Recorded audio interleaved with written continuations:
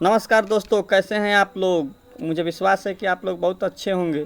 आज हम लोग जानेंगे कि क्यों कृषि विधेयक 2020 पर इतना विरोध हो रहा है। संसद से सड़क तक, किसान से लेकर विपक्ष दल, यहाँ तक कि सत्ता में बैठे लोग भी इसका क्यों विरोध कर रहे हैं।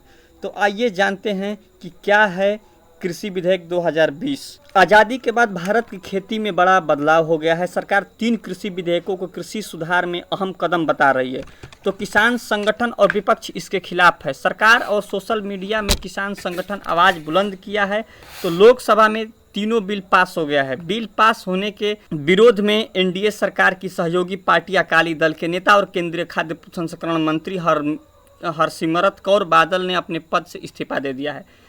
लेकिन अपने जन्मदिन पर पीएम मोदी ने कहा कि न्यूनतम समर्थन मूल्य और सरकारी खरीद जारी रहेगी। कुछ शक्तियां किसानों को भ्रमित करने में लगी हैं, लेकिन इससे किसानों का मुनाफा बढ़ेगा। साल 2022 तक किसानों की आमदनी बढ़ाने का वादा करने वाली केंद्र सरकार ने इस विधेयक का विरोध क्यों हो रहा है? क्यों किसानों को लग रहा है कि सरकार उनकी मंडियों को छीनकर कारपोरेट कंपनियों को देना चाहती हैं? क्यों किसानों को लगता है सरकार का ये कदम किसान विरोधी है? तो आइए जानते हैं कृषि से जुड़े इन तीनों विधेयकों को।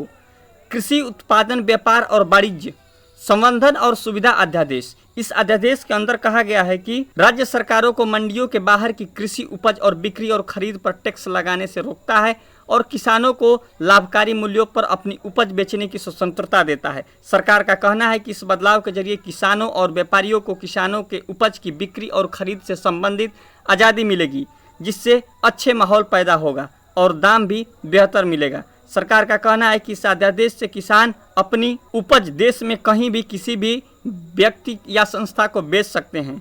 इस अध्यादेश में कृषि उपज विपणन समिति या एपीएमसी मंडियों से बाहर भी कृषि उत्पादन बेचने और खरीदने की व्यवस्था तैयार करना है।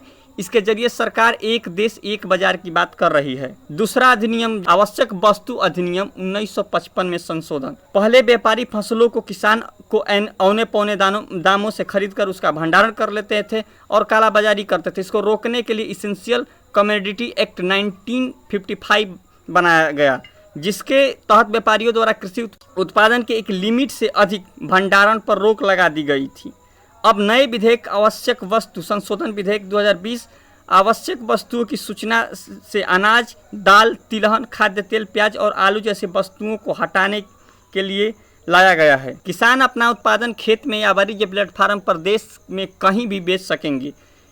इस बारे में केंद्रीय कृषि मंत्री नरेंद्र तोमर ने लोकसभा में बताया कि इससे किसान अपनी उपज की कीमत तय कर सकेंगे, वह जहां चाहेंगे अपनी उपज को बेच सकेंगे, जिसकी मदद से किसान के अधिकारों में इजाफा होगा और बाजार में प्रतियोगिता बढ़ेगी।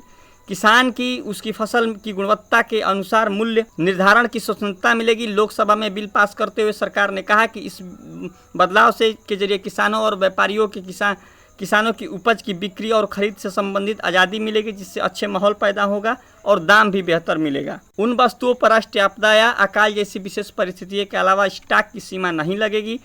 इस पर सरकार का मानना है कि अब देश के कृषि उत्पादन को लक्ष्य से कहीं ज़्यादा उत्पादित किया जा रहा है। किसानों को कोल्ड स्टोरेज, गोदामों, खाद्य प्रसंस्करण और निवेश की कमी के कारण बेहतर मूल्य नहीं मिल पाता है। मूल्य आश्वासन पर किसान संरक्षण एवं सशक्तिकरण समझौता और कृषि सेवा अध्यादेश।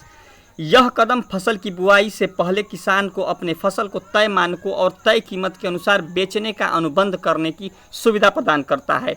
इस अध्यादेश में कॉन्ट्रैक्ट फार्मिंग की बात है।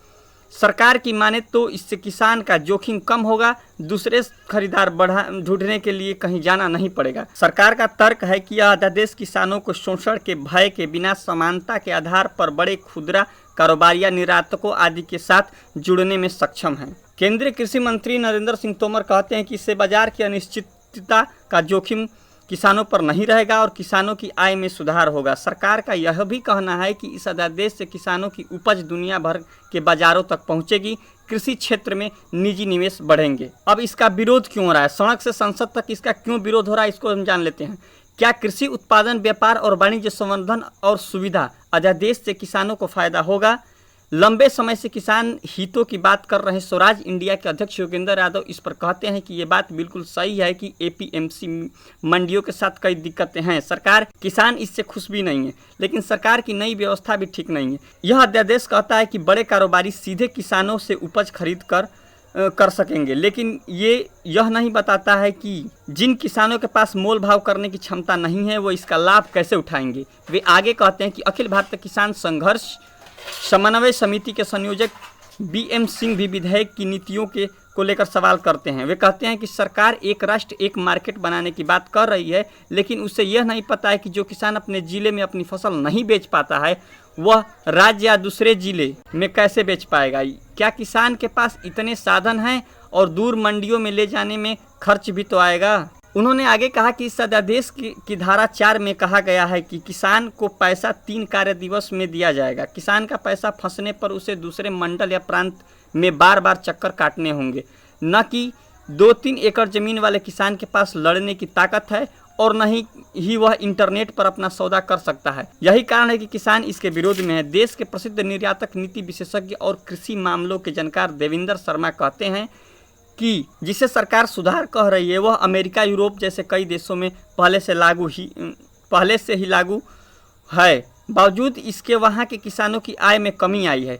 अमेरिका कृषि विभाग के मुख्य अर्थशास्त्री का कहना है कि 1960 के दशक से किसानों की आय में गिरावट आई है। इस वर्षों में यहाँ पर अगर खेती बची है तो उसकी वजह बड़े पैमाने पर सब्सिडी के माध्यम से दी गई आर्थिक सहायता है। वे आगे कहते हैं कि बिहार में 2006 से एपीएमसी नहीं है और इसके कारण होता है कि व्यापारी बिहार से सस्ते दामों पर खाद्यान्न खरीदते हैं और उसी चीज़ को पंजाब और हरियाणा में एमएसपी पर बेच देते हैं, क्योंकि यहाँ पर एपीएमसी मंडियों का जाल बिछा हुआ है। यदि सरकार इतना ही किसानों के हित को सोचती है तो उसे एक और अध्यादेश लाना चाहिए जो किसानों के एमएसपी की कानूनी अधिकार दे, जो कि सुनिश्चित करेगा कि एमएसपी के नीचे किसी से खरीद नहीं होगी।